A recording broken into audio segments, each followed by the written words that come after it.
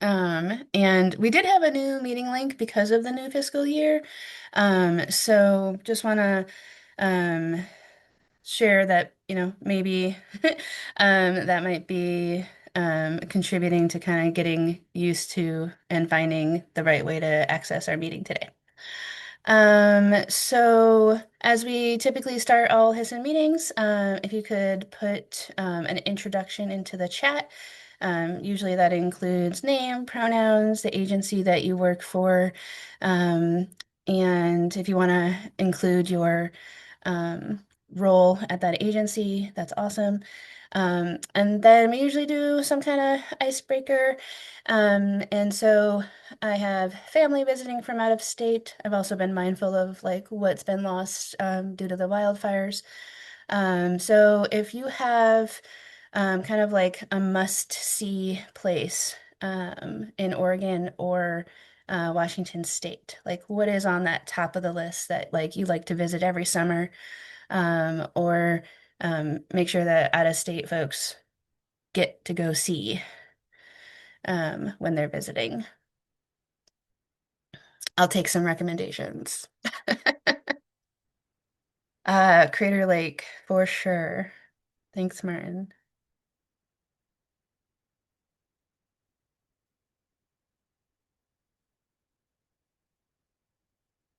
Love to see our Metro folks and some of the folks I'm used to seeing at HSSN and other meetings throughout Washington County. It's nice to see you all say hi.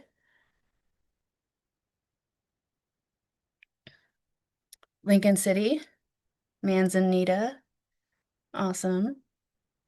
Yep, Lincoln City again. Thanks, Michael and Cody. Driving down the gorge. Yeah, absolutely. That was like on my list, and I'm like, maybe not right now. Astoria, absolutely. Get some Pacific Coast in. Hood River, awesome. Yeah, the beach for those who don't do West Coast, don't live on the West Coast is such a nice thing. Haystack Rock is always on that. Oh, Malia, that is yeah, absolutely. Um Nia Kani, did I do that? Yeah, okay.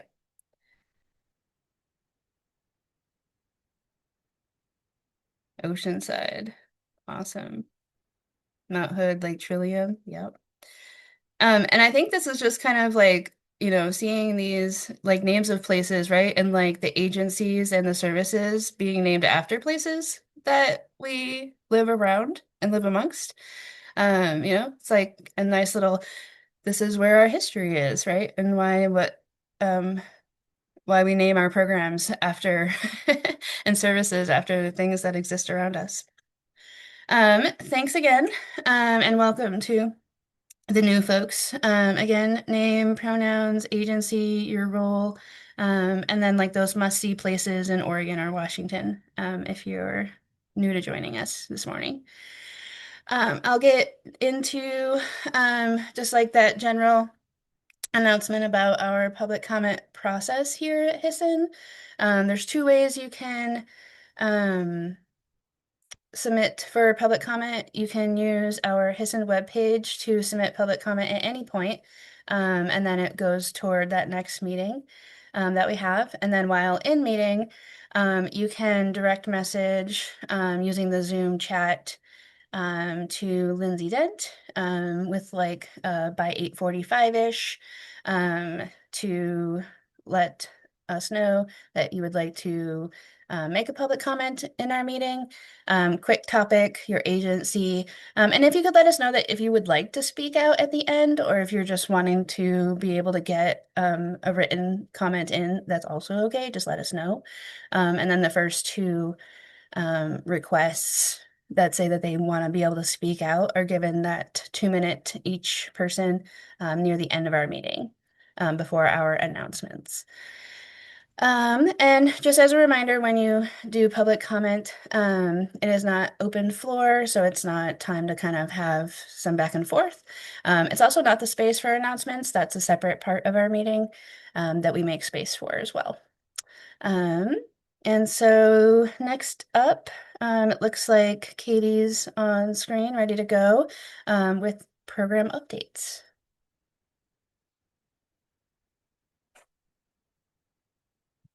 Katie, I think we're having trouble hearing, or at least I'm not getting sound. Yeah, I just checked my volume. I was like, oh, How I'm about done. now? There we go. Yeah. Katie Gentry, her homeless programs manager here at Washington County. Thanks all for being here and welcome to the new fiscal year. A couple big updates from homeless programs. We launched July 1 with all of our new contracts. So if you're a contractor or a provider with Washington County, you are now officially into the new fiscal year. And we are moving and shaking. Some big changes that are happening, and folks may hear about. There's been a lot of changes to population AB, and we're starting to roll that all out in partnership with the Tri-County area. So that may be impacting participants that you are working with, but that is all that information is going out to their case manager. So if you have questions, really encourage folks to connect with their case manager, or you're welcome to connect with Washington County staff as to how that changes folks. But that really changes who is eligible and not eligible for our different programs and making sure people get aligned correctly with those different programs. We also launched a couple new programs effective July 1. All our Housing Resolution Fund, which launched in January, is now handling all first time moves. So, if folks are having any challenges with that, if you're a contracted provider with us, please reach out. And then we also have move in funding. So, if folks are able to sustain, we have many different programs that are able to connect into that move in only funding and be able to get people on their way and out of homelessness. The last big thing I have to share is Community Actions Eviction Prevention Line is now back open as of July 1st with the funding from Washington County and SHS. So if you have folks, very, very limited funding still, but available through community partners as well as through community action. I believe that is all. I will not steal Jessie's thunder as she'll have some NOFO announcements later, but definitely more to come going into this fall as we continue to improve programs. So, Cameron, I think that's all from me, but if folks have questions, one last note actually, our federal funding, if you've been hearing kind of scuttle about the continuum of care NOFO, we're working to submit a continuum of care NOFO application by the end of this month, but that is going through lawsuits also. So while we're preparing an application and trying to make the best competitive application to move forward in alignment with the new federal direction, we also know that it is very up in the air because of the different lawsuits pending. So a lot of more to come, which I think I've been saying for the last 6 months when it comes to federal funding around here. So with that, Cameron, I'll hand it back to you. Thank you, Katie. And also pretty exciting, like funding, yes, can be limited, but it's exciting to have those avenues, especially move-in funds when people just need that chunk to get in, but also that little bit of chunk to maybe sustain their housing too. So that's awesome news. Okay, so moving into our presentations for the day, we've got my favorite people at Metro because I've gotten to work with them the most. I see Malia and I see Michael. Is that it for Metro folks, or is Cole also here? Cole is out on Okay, well-deserved vacation, hooray and for him! yeah, and we do have Finn Oh, great. in kind of taking notes in the background as well. Hi, Finn. Welcome. Okay, great. Well, I will hand it over to you, and then if you have any issues with sharing, Martin and Lindsay are certainly here for that support. Great, thank you. We'll go ahead and share my screen.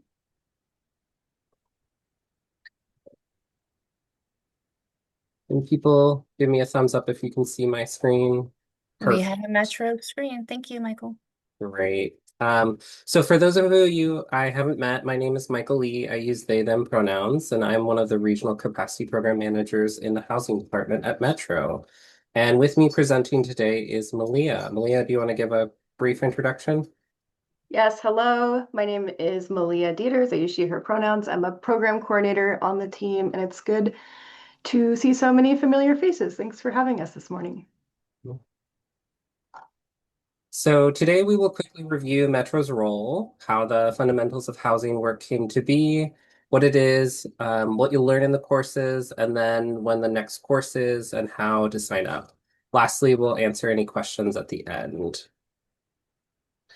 So, as a quick reminder, what is Metro? Metro is a regional government agency covering a footprint in each county.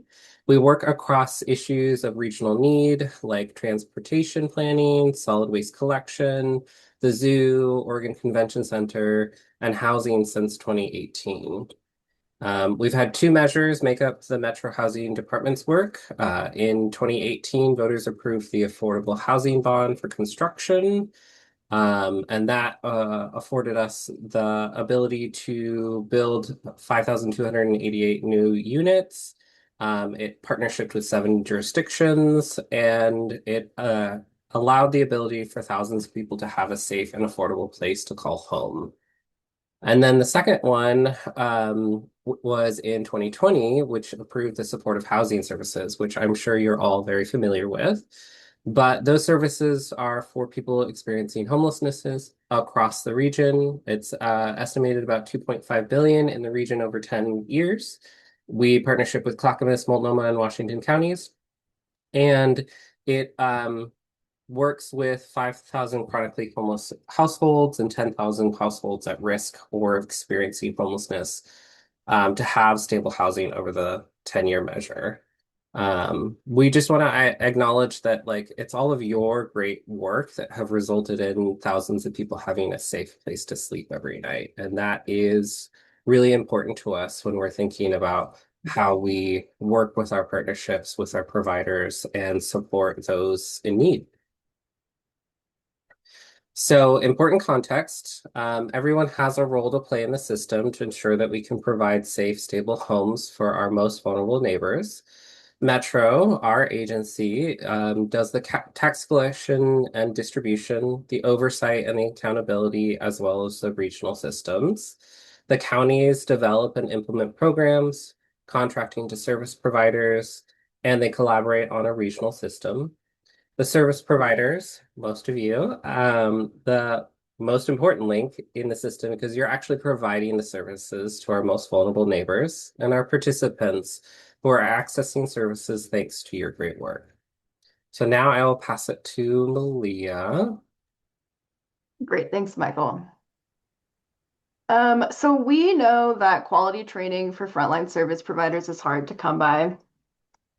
And we were given a directive by the Tri-County Planning Body, which I know Cameron is here, who was a member of the Tri-County Planning Body, to support providers or you all with quality training.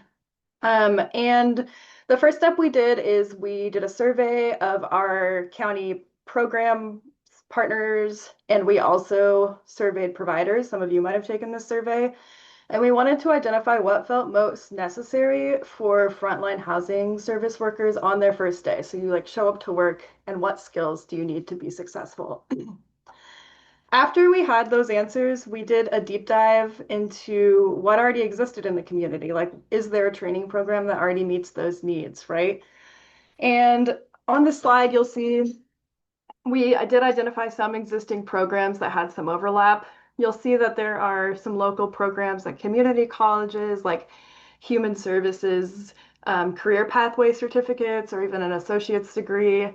And then nationally, there are some virtual training programs. Some of you might have taken trainings with the National Alliance to End Homelessness, NAEH, or Corporation for Supportive Housing.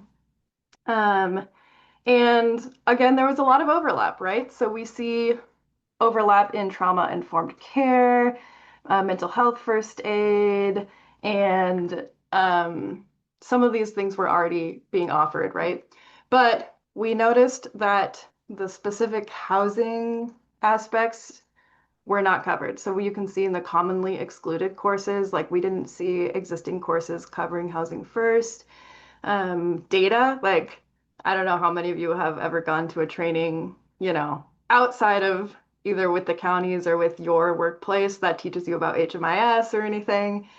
Um, Fair housing law, again, was missing from some of these already established programs. So, since we couldn't find a program that fit all of those needs, we went out to create one.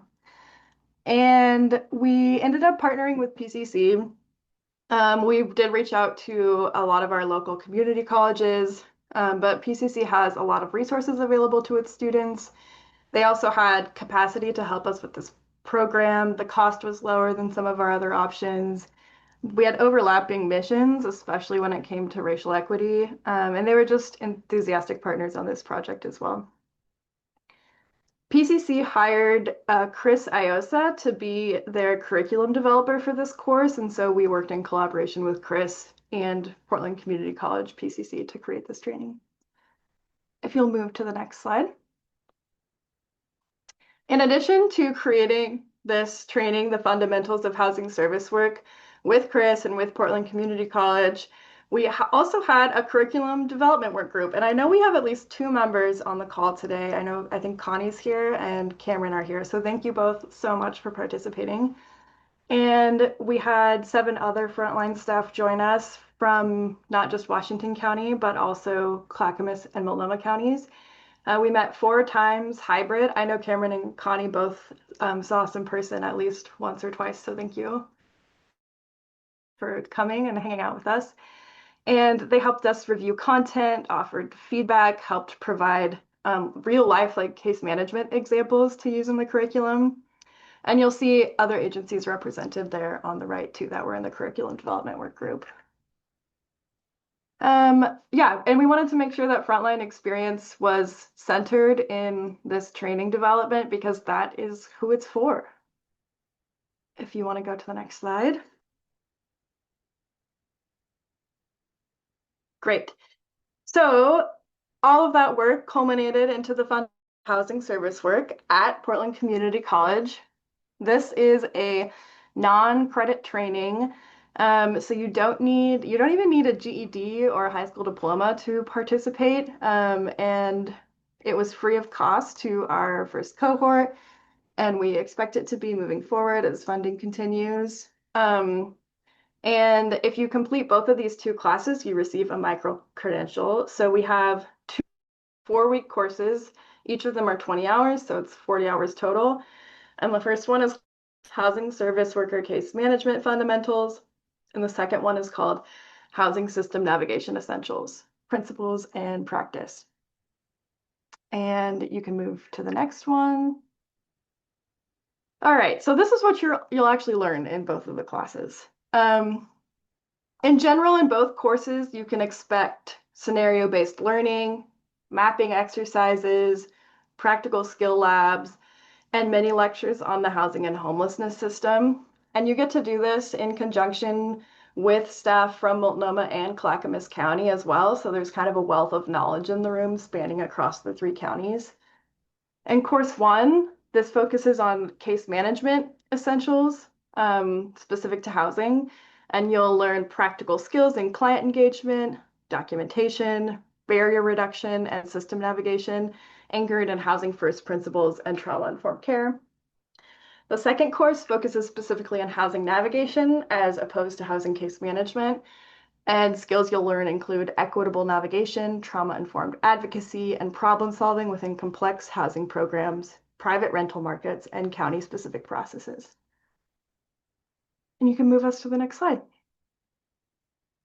These are some of the training topics covered across the program: understanding systemic racism and homelessness in the region, housing systems, structures, patterns, pathways, and equity, resource navigation and barrier reduction, professional practice and sustainability, housing systems, structures, access points, and county navigation, navigation skills and barrier reduction, specialized populations, equity, and identity responsive navigation, and then housing retention, eviction prevention, and stability navigation. And I can pass it back to you, Michael. Thanks, Malia. So we just finished the second course in July. Malia was part of that one. And the first one started in June. So we're in the process of scheduling our next one, which is going to be September through November. And then hopefully one in January and February with more to come after that. So the tentative dates for that is starting the end of September and finishing course two before what is commonly known as Thanksgiving. To be eligible, you must work for an SHS contracted agency and be in good financial standing with PCC. Since it's a small class of about 24, we do have a priority consideration for newer hires and spots for each county. And we recognize that communities of color are disproportionately face homelessness, and culturally specific providers have a clear understanding of how to support those communities. So that is brought into consideration as well. This is also a course that is designed with learning modules that are designed for conversation. So therefore, we're prioritizing from each county, so those in the field can understand how collaboration and regionalism helps move the work forward. We will drop the link in the for or in the chat on how to sign up for the interest list when I'm done sharing. And we're gonna move into questions. So I'm gonna stop sharing here. I'm sorry if there were things in the chat I didn't see them. I will check them out now. Nope, just a well-timed question for the end of your presentation. It's actually from me, because I was just curious about that good financial standing. And if PCC is kind of cross-referencing your kind of list of people who've signed up for the training. Yeah. Do you want to Yeah, take it? You you want me can to? mute, so I'll go for it. I would say yes. So unfortunately, this is something we figured out like uh, well into the process. But if somebody has taken classes with PCC before, outside of our program, they were studying there and they have an outstanding balance, PCC will not um hand a micro credential to them at the end of the class. However, that person is still welcome to audit the class, so they could take all 40 hours. They just, oh, I think I'm frozen. It does look like you are, but your audio is coming through. Oh, good. Okay, I just came back. Uh, did you hear about auditing? Yes, Okay, I yeah, the did. person, I'll at least vouch for that. yes, the person is welcome to audit the class, and they just won't receive that micro credential at the end. I didn't see anything in the slides about the micro-credential. Could you just kind of, for those who may be new to hearing about this opportunity, quickly explain what that is? Yes. Turn my video back on. Hope that it's fine. Um, if you complete both courses, so one 20-hour course, second 20-hour course, you receive a micro-credential from PCC. And hopefully, this can be leveraged as sort of moving forward, like an industry standard. It's something you could put on your resume as you apply for jobs. And you get a paper certificate, and also it's in PCC's records as you having this micro-credential. I don't know if you want to add anything, Michael. Yeah, right now we're looking at it as professional development. There is a strong desire to scale up and hopefully lead into other possibilities. But right now, the micro-credential like gives you a certification that you completed the course and that you can add it to whatever documents that you see fit as professional development. Awesome. Okay. I appreciate that framing as professional development because it is a lot of what we hear from our direct service staff is more opportunities, please. Um, my last question, unless there's any others with like a hand raise coming on camera, putting it in the chat, is are there still openings for the next session in the fall? Yeah. We are not enrolling on a first come, first served basis. We want to make sure that there's equal representation across counties and organizations, and we want to prioritize folks who are earlier in their careers and might need that kind of introductory training. So You're welcome to apply for the interest list, and we'll have you in our queue, and then we'll select folks. Yeah, I think at the end of August is when we're choosing for our next cohort, which is in the fall. This micro-credential will remain offering CEUs or continuing education units. There's a question from Sandy. Um, so so it depends on what you need a CEU for. I'm guessing most relevant, some of you might be traditional health workers, so community health worker, peer support specialist, um, any of those, and you might need CEUs for that. I don't know what the process is, but this is like a relevant educational like PD opportunity. I think there might be a process where you could submit it like as a CEU, like a credit for I did this thing, but um they're like the program isn't certified as a CEU through any sort of licensure. Seeing a thumbs up from Sandy, that's great. And just a note about how many slots we have. We are looking at scaling up and hopefully getting more instructors and more courses in the future. Right now, we just have one in the fall. Um, but we encourage you to fill out that interest form because even if you're on the wait list, that'll help us know how many courses that we should try to provide so that we can get more and more of them available. Fully co-sign to what Michael just said. That interest form is pretty critical if you are the least bit interested in taking this, or supporting like some newer staff that you have to complete the interest form, so that they have kind of that foundation of like, yes, people want this. We kind of need the numbers to show that people want this. So that interest form, um, is incredibly helpful. So if it's possible for you to copy and tuck that into some of your own notes to share with your staff and coworkers, Metro and myself as someone who helped along the way, would really appreciate that. Yeah, I also have a follow-up email, Cameron. I can either just send it to you or I can send it to the whole group where it has a template of an email that you can send to your staff that has the link in Oh, there as well. So I'm happy to do it whatever way is best. I can either send it just directly to you, Cameron, or I can send it to the whole group. I feel like putting it into the group would be like a nice, transparent kind of not gate kept knowledge thing. But also like that will help, like Martin, for example, kind of collect that and make sure it gets into, like follow-up information too. For Great. sure. Y'all should receive that email after this meeting. Awesome. Thank you Thanks, for having that Michael. too. Yeah, absolutely. Because a nice little template that kind of just like says the things without having to maybe rely on AI, is great. Let's just support our human made knowledge and sharing that out. Great. So thank you so much. If there's not any other questions or like kudos to give, as Connie mentioned, we have, um, thanks, Michael. I just kind of let a little bit of my bias on AI come out, so I'll say I'll own that. And yeah, so Connie had coworkers. I had a coworker go through it, and all really great things. Especially when you have newer people. It's not like Washington County, and I think that is what I would want to impart is that when you feel kind of siloed in the county that you work in, but our participants are not siloed and they do move across counties, it is a nice opportunity to see and meet and know more about like our region.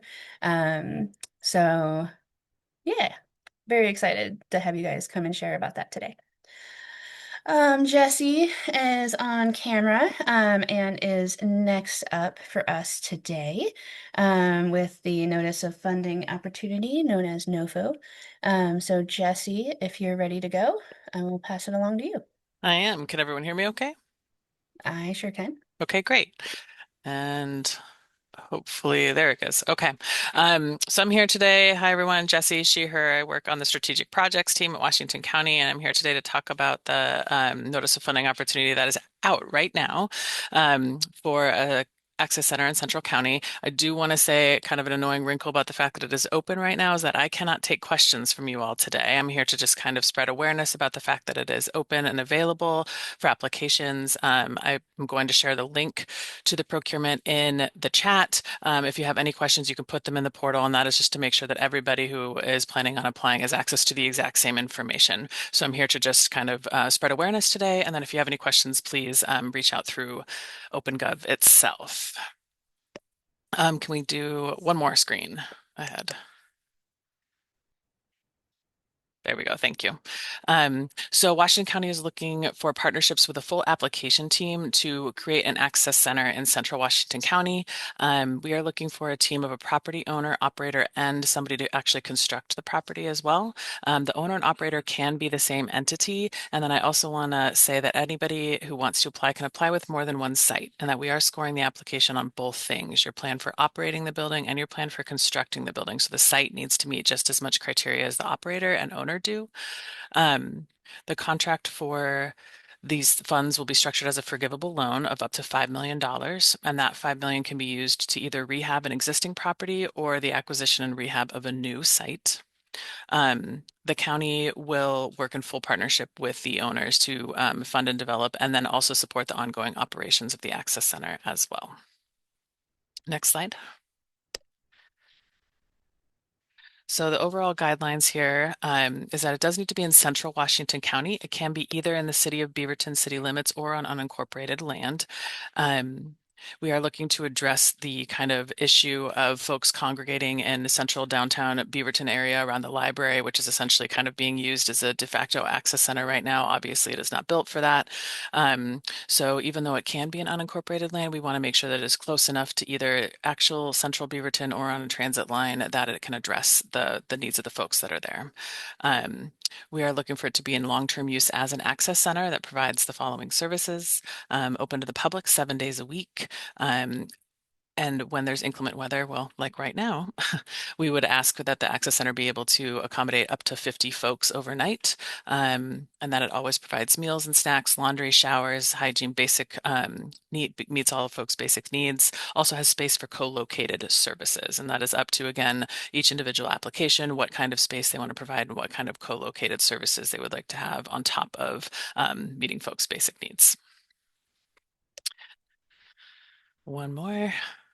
I'm not going to go through this too much in depth again because this is all available on the procurement itself, but we are looking for a narrative that is a limit of 10 pages. I want to stress here that if you go over 10 pages, we will stop reading at 10 pages and will not score anything over that. And we are looking for you to describe not only your plans for the site, but your plans for what kind of program you will be running there. So again, we're kind of scoring both parts of this application for your plan for construction and your plan for operations and programming. I think we can skip to the next one. One more.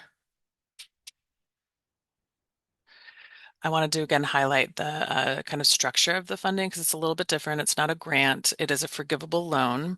It is structured with a 0% interest rate and no loan payments. The full term of the loan is 30 years, and the loan will be forgiven in full at the end of that if all the terms have been met. Basically, we are giving the money in return, asking that it is operated as a homeless services site for 30 years. And if that is met, then the funds are forgiven in full, and that 30-year term begins when we sign on the dotted line with the loan.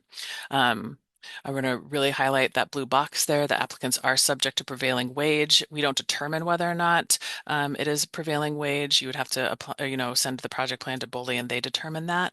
But every project that we have had so far has prevailed. Just throwing that out there. In the event that SHS does not get renewed, there are some terms in the loan that deal with that eventuality, and that basically you can offer the county to purchase the property for fair market value, or you can find other operation dollars. It doesn't necessarily mean that you have to use the county's operation dollars if SHS goes away and the county can no longer fund the ongoing operations. Obviously, you can look for other ways to have that going forward, but there are ways to make sure that there is no financial harm to the folks if there's no way to continue to operate it. Next slide. One more. So the city of Beaverton, as I mentioned, is one of the places where this place or this building can be built. But the city council has passed siting guidelines. Um, I'm not going to go through these in detail because, again, these are in the procurement. You can look at them. But basically, they center around the site should be accessible and on high volume transit, easily found by folks. Also ADA accessible, of course. They prefer standalone buildings. That is not a requirement, but that is a preference. And the size and layout must support, obviously, the county program requirements. I want to point out particularly for everyone to pay close attention to the safety and buffer zones. They do require 1,000 feet from elementary and middle schools and 500 feet from high schools, playgrounds, and licensed child care facilities. There is some language around mitigating strategies, like maybe if there's a very busy road that is not easy to cross in between the site and the buffer zone, that might be something that they would consider. They also want to really highlight neighborhood integration, that the site should allow engagement with the neighborhood, but avoid proximity to residential areas and isolated zones. So really just that it kind of makes sense in the place that you're looking. And then zoning, commercial and mixed use zones are preferred.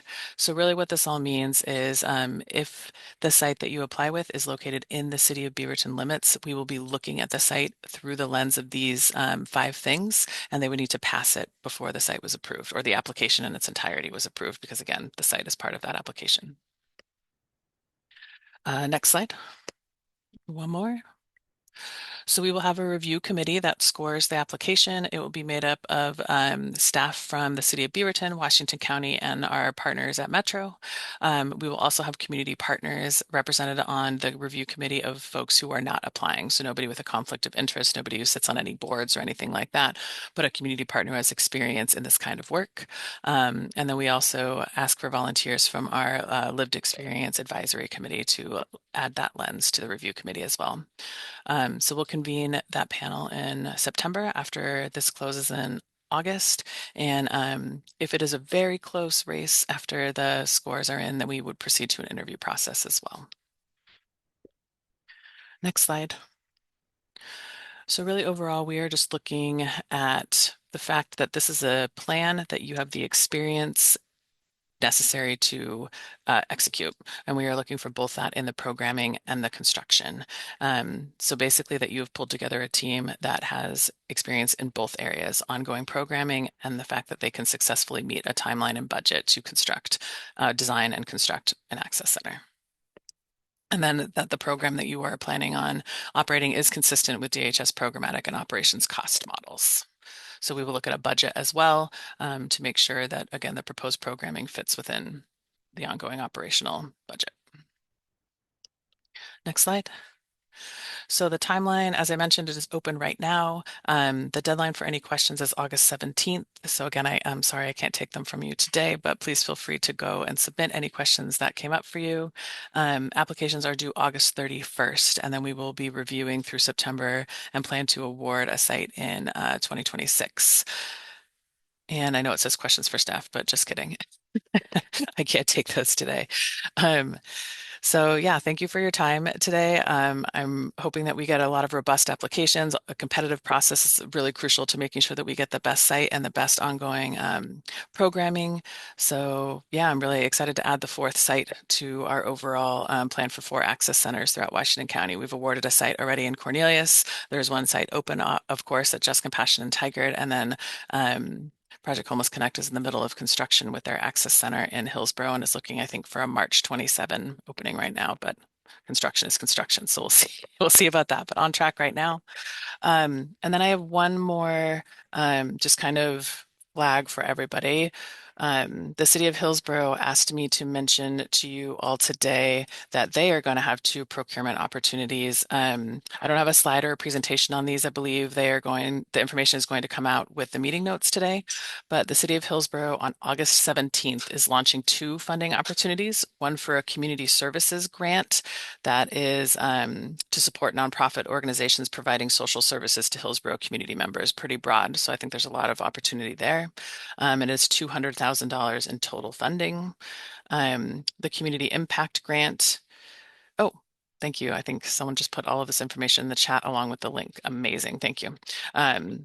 But yeah, the community impact grant is the second one, and that's multi-year funding to one nonprofit, and that is up to $120,000 for 3 years. So the links are there for more information on those, and those will be open August 17th for, I believe, about 30 days.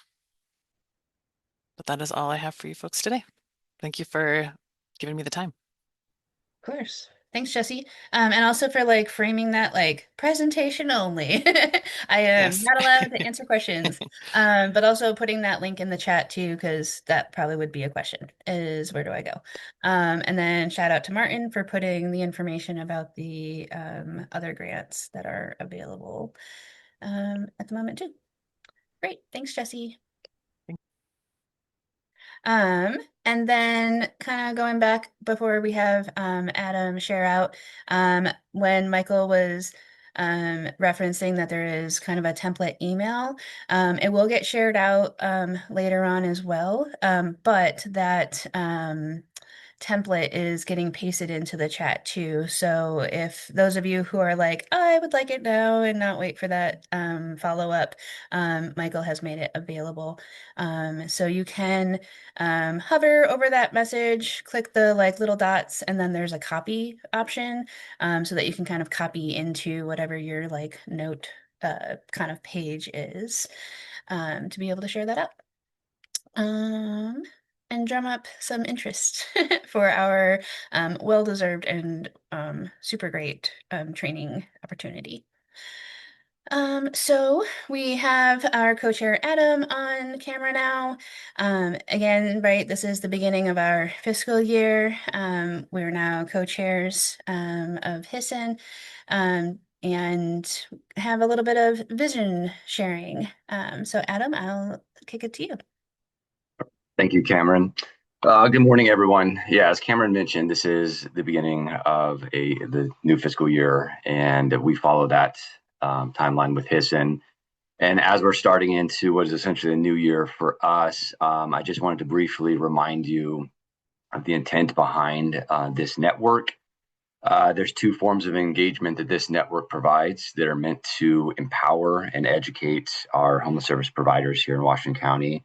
One of those tools shows up in your inbox, and of course, that's the HSSN Digest. And it is a wealth of information for you to be engaged with. And I would say it's really in the moment information that is critical for the work that we are doing.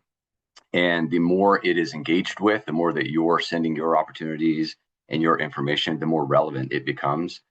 So just an encouragement for you as that HSSN Network Digest shows up in your inbox, that it is there for you to empower you, to educate you, and to provide opportunities for you.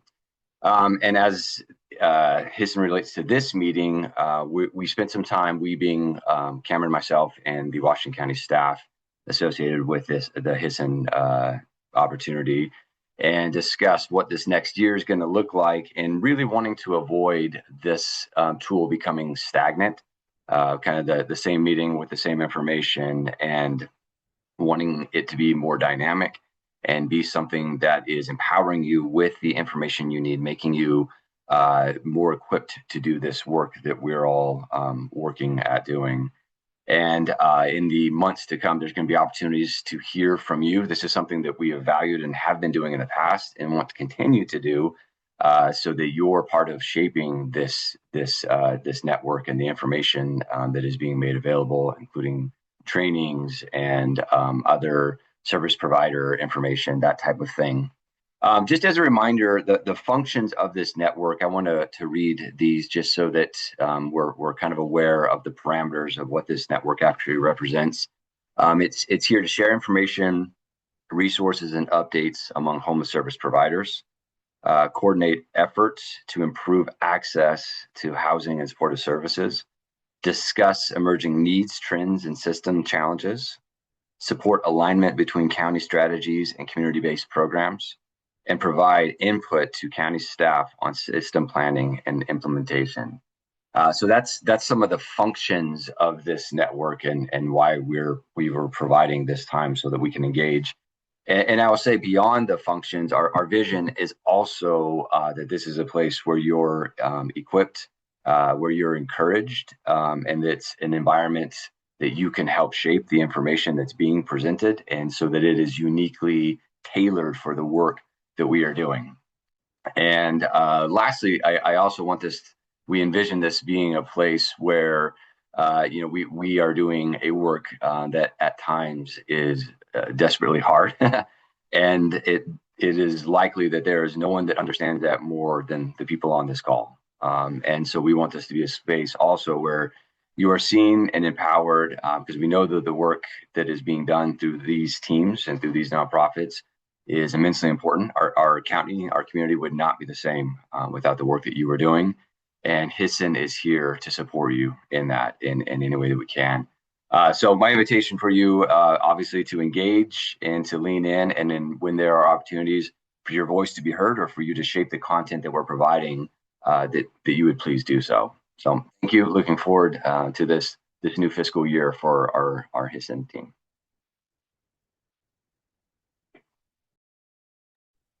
Thanks, Adam. And just to really like echo what Adam shared, I come from very like peer-based kind of services. A lot of us do. That lived experience that some of us have in various ways really shapes what it is we do and how we do it. And we see presentations and we're offered trainings and kind of what I was, with my AI bias is our human knowledge, right? That is being stolen by AI, is we need it for ourselves and we need to be the ones that share it amongst ourselves and for ourselves. And so as much as I can, kind of not gossip, gospel at you about like, let's really empower ourselves to be the ones that share the knowledge that we have with each other. We would love to be one venue that can help you do that.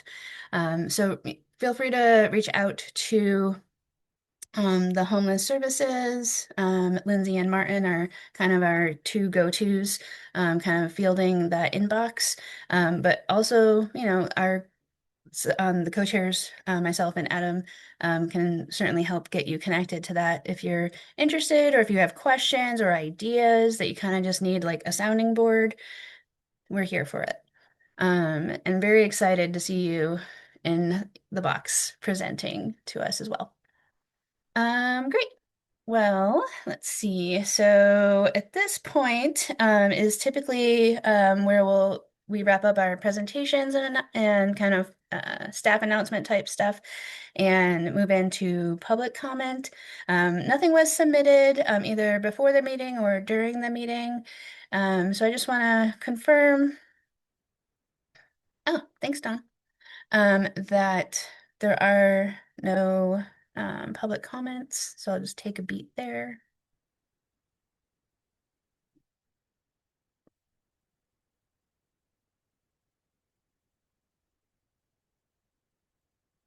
Awkward silence, it's okay. Okay, I'm not seeing anything blinking, changing on my screen. So how we'll be wrapping up HSSN a little bit early today, with nothing else scheduled. But before we do, we move into announcements, which John kicked us off with today. We have a schedule change for the September ODHS free food markets. So if you and participants access that, please take note of that update. Adam mentioned that HSSN Digest. If you've been coming to HSSN for a long time now, you know that it's kind of shaped and shifted over the years. And there's still more to come potentially. So Martin is on screen, ready to kind of tell us some timeline reminders about how to get your updates and announcements into the digest. Thanks, Cameron. Hi, everyone. Martin Manat, he, him pronouns. I'm in an admin role on the community relations team within the Washington County Department of Housing Services. A couple of quick announcements. One, Nadia, who was our staff representative for advisory bodies, including HSSN, did resign. So the team is in a transition period, and we're trying to figure out like what that coverage looks like and how we move forward. Um, that being said, I'm here to talk about the Hiss and Digest specifically. So continue to send if you have resources that you want to share that you want showed up in the digest to the Homeless Services email inbox, which I just dropped in the chat. We are targeting the second and fourth Wednesdays for that digest to be sent. So we ask that submissions are sent the Monday prior to that. So this not always the second and fourth Monday because the way the calendar aligns and what the first day of the month is. But it'd be the Monday before the second and fourth Wednesday of the month. Please make sure you get your stuff in so we can get it into the digest. And then in general, like guidelines, these are definitely resources that are shared, things that you want to see that show up in the Hiss and Digest that you want to share with other folks. We do allow events as well. If you have PDF documents, that's preferred. As you do have feedback when you do receive that digest, if there are thoughts like Cameron and Adam had shared as we start this new fiscal year and really want to open the door to engagement because this network really is about each other and how do we support each other in these times. If you have feedback, feel free to send them also to the Homeless Services email, or you can reply to the Hiss and Digest if you have any thoughts. We welcome all and want to do our best to serve this group. So that's it for me. I'll pass it back over to Cameron. Thank you. Thanks, Martin. Um, Deadlines with a wonky kind of schedule can be like, wait, what? So I just want to confirm that the digest goes out on the second and fourth Wednesdays of the month. And so Yes, the yeah, you got deadline it. is the Monday before that second and fourth Wednesday. So it's kind of like the second and fourth Mondays are like the deadlines, Yes and no. Depending on right? what day the month starts, sometimes the Yeah, second Monday isn't before the second Wednesday. So yeah, it's a that's little true. convoluted and Yeah. tricky. Yep. But I was trying yeah. to see if we had a way, and then I remembered our conversation from before, and it was like, yep, nope, that does get weird. Yeah. So yes, the Monday before the second and fourth Wednesdays. Um, if any of you go to the countywide coordinated entry case conferencing, and you know that your like phase ones need to be done that Monday before the case conferencing meeting, same deadline. So if that helps kind of like, oh yeah, this is the thing. That's what I just connected in my brain. So I thought I'd share that with you all because that is another thing that I do. And is always on my calendar. Thanks It for clarifying, Martin. For sure, yeah, and it is helpful to anchor. And then of course, we try to be as flexible as possible. So if you have questions, like don't hesitate to reach out. If it is after that Monday, try not to make it a regular practice, but send it over and we'll do our best to try to include it as well. And then that homeless services email is the one to send those preferred PDFs, updates, announcements, and so on. Great.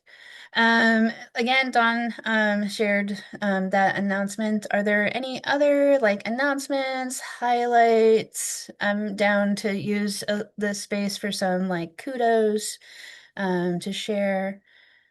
Sweet. Lauren's hand was the first up, and then Bianeth will be after Lauren. Hi, everyone. Lauren Kalo with Washington County Office of Community Development. Our notice for CDBG application workshops has been going out in the Hiss and Digest, but I did just want to remind everyone that our workshops for facilities and infrastructure projects is on August 25th at 11 a.m. I'll put a link in the chat to our notice on the website. So if you want more information on CDBG and what kind of projects would be eligible, my email is listed on our website, so you can feel free to reach out. Thank you. Thank you, Lauren. And the link is in the chat. Bianeth, another WashCo staff for you. Hi. Good morning, everyone. My name is Bianeth. I use she, they pronouns. I am the Strategic Relations and Engagement Coordinator with the Community Relations team, kind of a hefty title. Um, I'm actually excited to share about an exciting opportunity. We are, as most of y'all know, we host our housing forum every year, usually in the fall. So we're doing the planning for there. But for the second year in the row, we will be presenting our Community Cares Award. So we're excited to highlight and just present this award to an individual in our community who's made a positive and meaningful impact.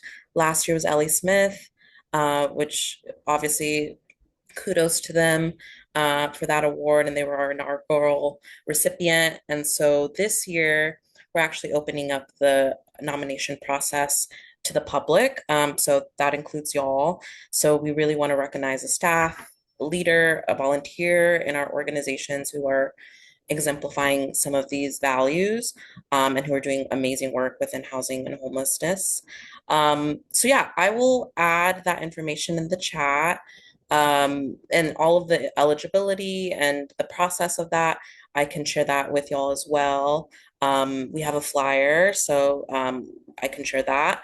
The applications are due September 15th, so there's a bit of time. But if you have any questions or anything you want to know, I'm happy to put my contact in the chat as well. But we're excited to continue showcasing some of the hard work that's happening in the county, and hopefully someone here can nominate you or you nominate someone. So looking forward to that. So I think that's it for me. Thank you.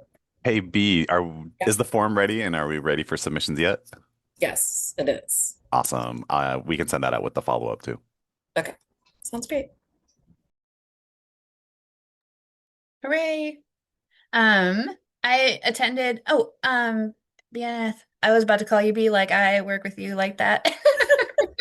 It's okay. Um, People do. cool. I was just like following Martin's lead. So, if I remember correctly, because I attended last year, the Community Cares Award is presented during the annual housing forum. Mhm. Is that kind of the same plan for Yeah, this yeah. year? Awesome. Yeah, we usually present that award at the in that space, but we also really try to highlight them in our newsletter as Mhm. well, and really give them kudos in that space as well. So yeah, there's many ways that we've uh, really shared who the winner is, and so we really want to make sure that they get recognized as well in that space. So yeah. Awesome. Um, someone, so not to toot toot, but like I was nominated last year, so I attended, and I've been attending that housing forum. So it was just kind of a neat space to kind of just have the nominees there in the room, and for everyone to be recognized, not just like the person who received the award, just to kind of like, hey, we support each other and we're all here to celebrate each other and the work that we've been doing. But also the annual housing forum, just like heads up, like that is a great opportunity. There were board commissioners, leaders of agencies, the county commissioner was there. There's just like a lot of opportunity to kind of network and kind of like end up sitting next to like the county leaders because you sit up front and apparently so do they. So it was kind of a neat opportunity to just kind of like have some breakfasty snack foods and get to meet people. And I do encourage, as schedules allow, that maybe you take that as like a little PD time, right? Is attending that housing forum when that starts getting publicized. So, thanks, B. Okay, I don't see any other hands or um, updates or announcements in the chat. Martin did put the information for that community cares, which is pretty awesome that it's open to everybody this year.